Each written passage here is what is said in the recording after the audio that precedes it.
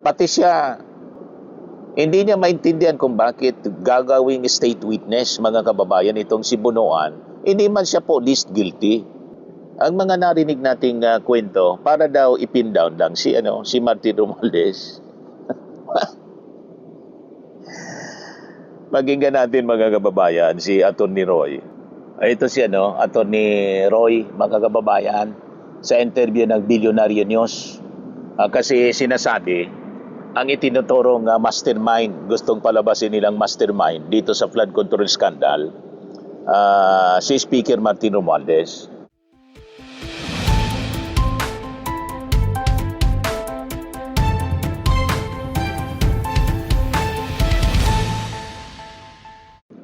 Hello po, mga kababayan, si Dante Maravillas. Pag-usapan natin po itong issue tungkol kay dating DPWH Secretary Manny Bunoan na gustong gawing star witness. Imbis na akusado, witness na siya, mga kababayan, sa issue ng flood control scandal. Yun ang gustong mangyari ng Office of the Ombudsman. Ngayon, ang daming mga reactions ng mga critics dito na ang sabi, bakit niya gagawing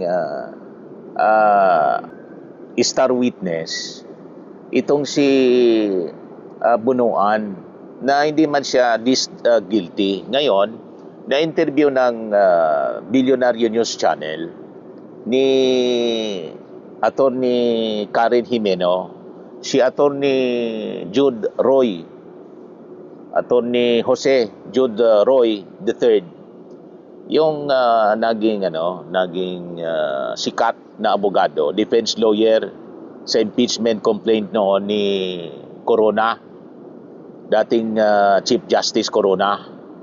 Ayan. Pati siya, hindi niya maintindihan kung bakit gagawing state witness, mga kababayan, itong si Bunoan. Hindi man siya po least guilty. Ang mga narinig nating kwento, para daw ipin down lang si Martin Romualdez. Pakinggan natin, mga kababayan, si Atty. Roy.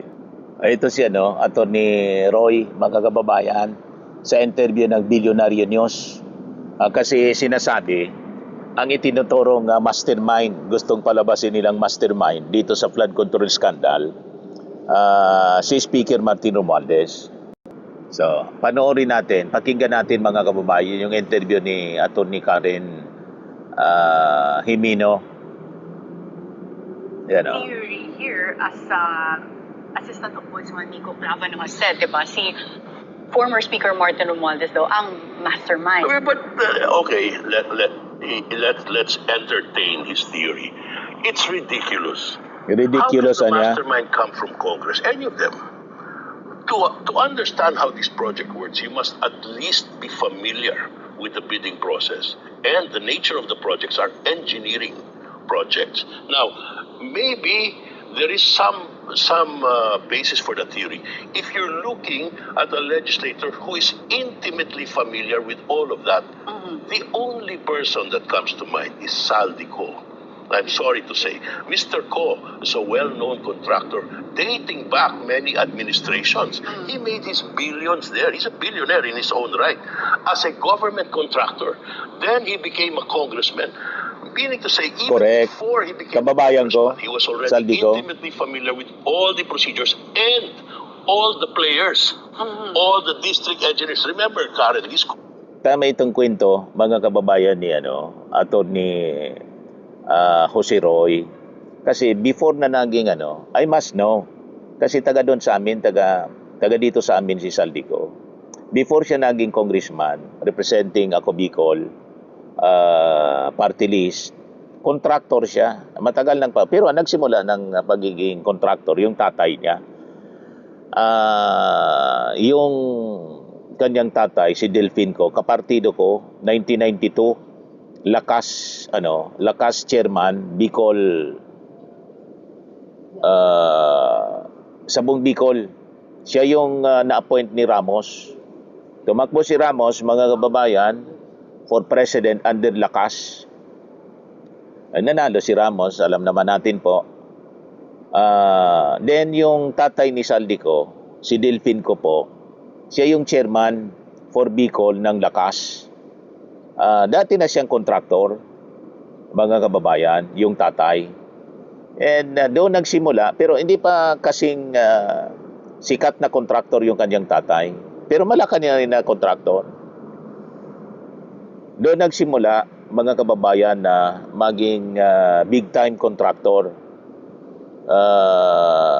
Then, namatay yung kanyang tatay, siyempre, tumake over si Saldico. Lalo siyang lumaki bilang isang kontraktor. Tama itong kwento ni Attorney Jude. And in 2010 na yata yun, hindi ako nagkakamali.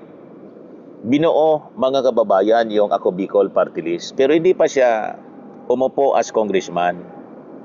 Ang mga umupong congressman, yung kanyang kapatid na kontraktor din, tumakbong congressman last election, 2025, natalo, mga kababayan, ni Loria, Congressman Loria, na isa din kontraktor. Then yung si Pido Garbin, mga kababayan, kaibigan din natin, dating councilor, naging congressman, tapos isa pang kaibigan ko na congressman, yung pinatay, si Bato Cabe. Yun, sila yung nauna. Then afterwards, nang mamatay si Atty. Bato Cabe, siya na yung umupo bilang congressman ako Bicol. Ayan ang kwento niyan. Kaya tama itong kinikwento ni Atty. Roy, mga kababayan. Ituloy natin. Here as Assistant Ombudsman Nico Clavano has said, diba, si former Speaker Martin Romualdez daw ang mastermind. But okay, let's entertain his theory. It's ridiculous. How can the mastermind come from Congress? Any of them? Correct.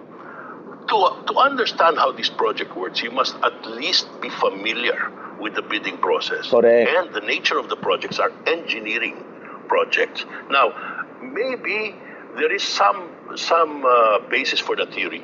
If you're looking at a legislator who is intimately familiar with all of that, the only person that comes to mind is Saldico.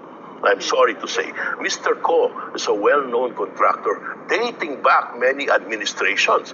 He made his billions there. He's a billionaire in his own right as a government contractor.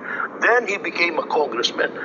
Meaning to say, even before he became a congressman, he was already intimately familiar with all the procedures. And Malabo po all si the Martin. players, Hindi man contractor si all the Martin. district engineers. Remember, Karen, these contracts are released per district. There are hundreds of districts all over the country, and all of those districts are under the control and supervision of the Secretary of the Public Works But could it Department. be also to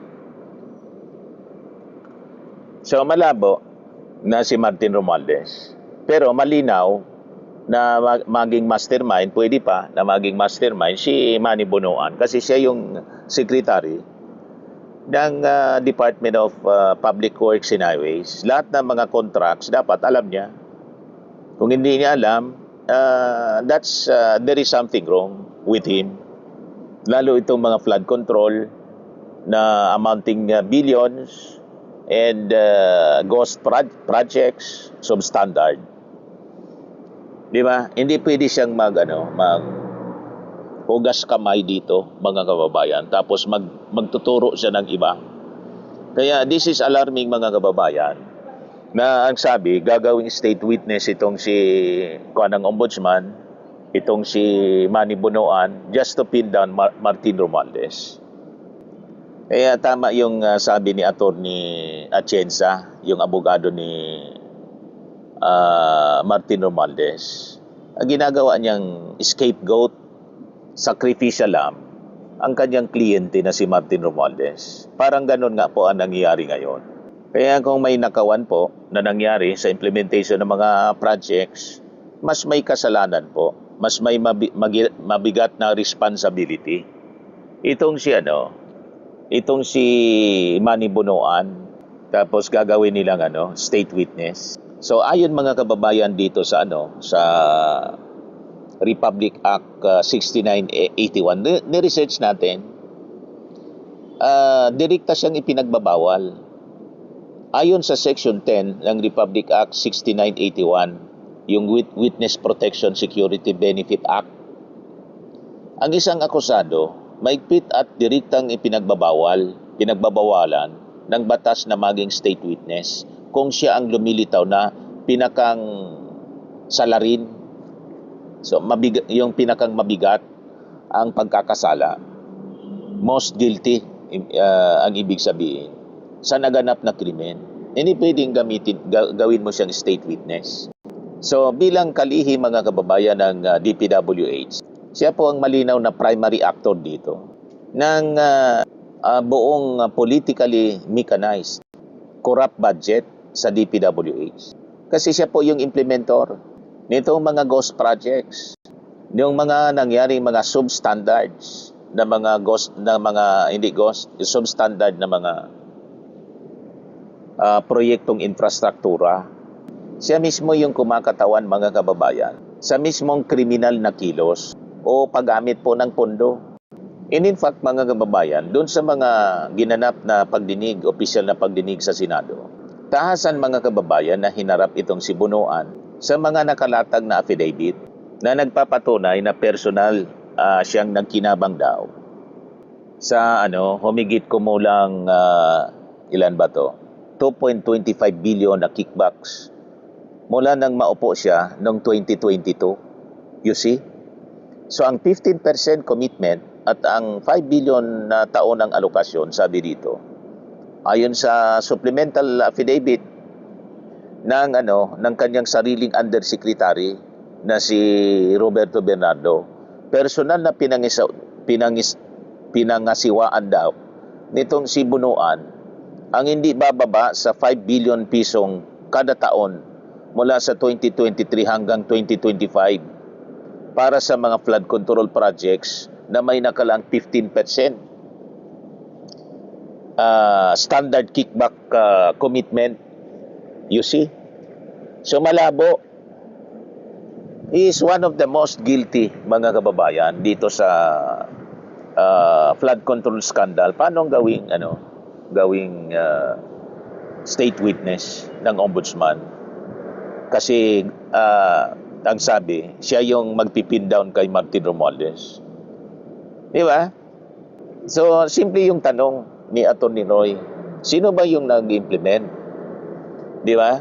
Implementor ba yung Congress? Hindi man po ang Congress yung implementor. Anong kinalaman ng speaker or any congressman? Kung mayroon na niya may kinalaman sa public works, kung ikaw ay isang contractor, and that's, saldi ko. Sabi ni Atty. Roy, mga kababayan. At malinis po yung GAB, yung General Appropriations Bill, at hindi mang parte, mga kababayan, ng BICAM si Martin Romualdez. Hindi siya parte noon. Yung insertions nangyari, tulad ng una nating mga discussion, ang insertions nangyari doon sa BICAM, na hindi na po makilala yung budget. Kaya nagalit yung ating Pangulong Bongbong Marcos. You see? At nagpag-imbestiga. At saka sa procurement mga kababayan, ang absolute accountability nandun po sa DPWH. Base sa Republic Act 9184, may 100% control sa procurement yung agency. Yan sabi dito. Sa ilalim ng Republic Act number 9184, Government Procurement Reform Act, ang DPWH bilang implementing agency ang may exclusive siya at absolute power sa pagpipili ng mga contractors, pag-inspection sa quality ng mga materials, in the field, at pagpapatupad ng mga flood control infrastructure. Hindi man po si Martin Romualdez or any congressman for that matter. Sila, may district engineer. And then yung district engineer ng national ng DPWH. Regional office, may district, may regional office, then the national. the central office ng DPWH. All of that under the command and control, mga kababayan, ng DPWH Secretary. Nakita ninyo si, tawag dito, yung bagong DPWH Secretary, si Vince. Ang ginagawa niya, pinagsabihan niya yung ayusin na niya ninyo ang trabaho niyan. Pag hindi, tanggal kayo niyan. In fact, pinagpapalitan niya. So he has that power na palitan, i-fire, etc. That is the control, under the control ng DPWH Secretary. Speaker of the House ba yung may trabaho nun, may functions nun, under the law? Hindi po. Ang may function yan, mga kababayan, ang may power niyan under the law, DPWH Secretary. So paano ituturo si Martin Romualdez? Yan ang punto dito ni Atty. Roy, mga kababayan. So walang legal na kapangyarihan yung mga kongresista o maging yung speaker na makialam, mga kababayan, sa simento, aspalto o yung engineering designs ng mga floodgates sa field. May kapangyarihan ba doon? Yung speaker, yung congressman. So, mag-isip po tayo. Matindi yung mga propaganda po eh. Paninirang puri. Kaya sabi ni Atty. Atienza, ginagawang scapegoat, ginagawang sacrificial lamb ang aking kliyente, itong si Martin Romualdez. Mali naman ang ganon, mga kababayan. Nililihis nila yung issue. Sila po yung may hawak ng operasyon. Kaya sa kanila po yung buong pananagutan. So ang pinakang malaking patunay dito, mga kababayan, yung 1 billion na pag-amin sa restitution. So yun ang pinakamalaking patunay na ang eksklusibong nasa loob, ang krimen ay eksklusibong nasa loob, mga kababayan, ng pamunuan ng DPWH. Dahil doon sa pag-amin, officially itong pag-amin, mga kababayan, ni dating DPWH Undersecretary Yusek Bernardo, upang makapasok siya sa Witness Protection Program. Formal siya na nangako na ibabalik niya sa National Treasury ang bilyong pisong halaga ng kickbacks na nakuha po mula sa flood control projects. You see? So bakit gagawin niya yun? Nangako siyang ibabalik. So, yun ang malinaw, mga kababayan, na may total control yung DPWH. So ang pagbaha at ang pagkasira ng mga infrastruktura, mga kababayan, sa bansa, hindi kasalanan ng papel o ng budget. Ito po ay direktang resulta ng kapabayaan ng DPWH. Kawalan po ng on-site inspection at pagpasa ng mga ghost projects kung saan ang pondo napunta sa bulsa ng mga tiwaling opisyal kapalit ng mga palpak na floodgate at baradong infrastruktura. Yun ang malinaw dito. So ang buong krimen, mga kababayan, nagsimula, nagpatuloy at natapos sa ilalim ng mismong liderato po at pamamahala ni DPWH Secretary Manny Bonoan. Pagkatapos gagawin ng ombudsman na tawag dito, star witness. So ang sistematiko, mga kababayan, na kabulukan sa ilalim ng kanyang panunungkulan ay hindi na po maikakaila ang pag-awad po ng bilyon-bilyong kontrata sa mga paborito niyang contractors at saka yung talamak na ghost projects na discovery po ng ating gobyerno, lalo ng ating Pangulong Bongbong, ay nagpapatunay na ang kanyang liderato ay naging instrumento lamang ng malawakang pandarambong. Pagkatapos yung kanyang kasalanan, mga kababayan, ibibigay niya sa iba, ituturo niya sa iba. Di ba? Hindi po maaari ang ganon. So ang nakasulat po sa papel na budget ay hindi po kailanman naging krimen. Ngunit po yung aktual na pag-asta, pagbulsa po ng bilyon-bilyon na kickback at pagpapatupad po ng mga ghost projects, substandard, sa ilalim po ng palpak na liderato ni Manny Bonoan, ang tunay na krimen na dapat po mabulok sa kulungan at hindi dapat gawing isang star witness. Tama po. Kaya pumalag dito po yung si Atty. Atienza. yung abogado ni Martin Romualdez. Pati itong si Attorney Roy, sa interview mga kababayan ni Karen Jimena sa Billionaire News. So yun lang po mga kababayan yung ating short video ngayon. Sana maging maliwanag po ito lahat sa atin kasi massive yung mga propaganda na lumalabas po laban kay Martin Romualdez. Talagang target nila si Martin Romualdez.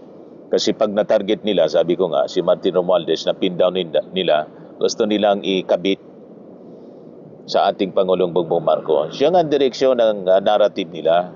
Yan ang direksyon ng maleta narrative na puro kasinungalingan yung pinapakalat. Okay po, ako po si Dante Maravillas. Bye-bye. God bless.